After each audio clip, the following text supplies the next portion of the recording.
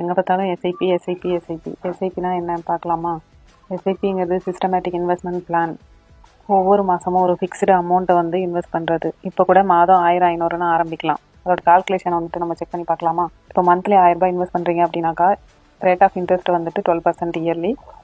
Time period பார்த்தீங்கன்னாக்கா 10 years. 10 இயர்ஸ்க்கு போடும்போது 1,20,000 வந்துட்டு நம்ம இன்வெஸ்ட் பண்ணியிருப்போம். நமக்கு கிடைக்கக்கூடிய ரிட்டர்ன் பார்த்தீங்கன்னாக்கா 1,04,000.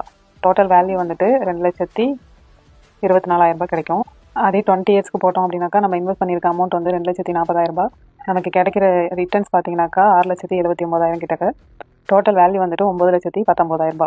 அதே 30 இயர்ஸ்க்கு இன்வெஸ்ட் பண்ணோம் அப்படின்னாக்கா 3,60,000 நம்ம வந்து இன்வெஸ்ட் பண்ணியிருப்போம். நமக்கு கிடைக்கக்கூடிய ரிட்டர்ன் பார்த்தீங்கன்னாக்கா 27,20,000. டோட்டல் வேல்யூ பார்த்தீங்கன்னாக்கா 30,80,000. ஜஸ்ட்டு நம்ம வந்துட்டு 3,60,000 தான் இன்வெஸ்ட் பண்ணியிருப்போம்.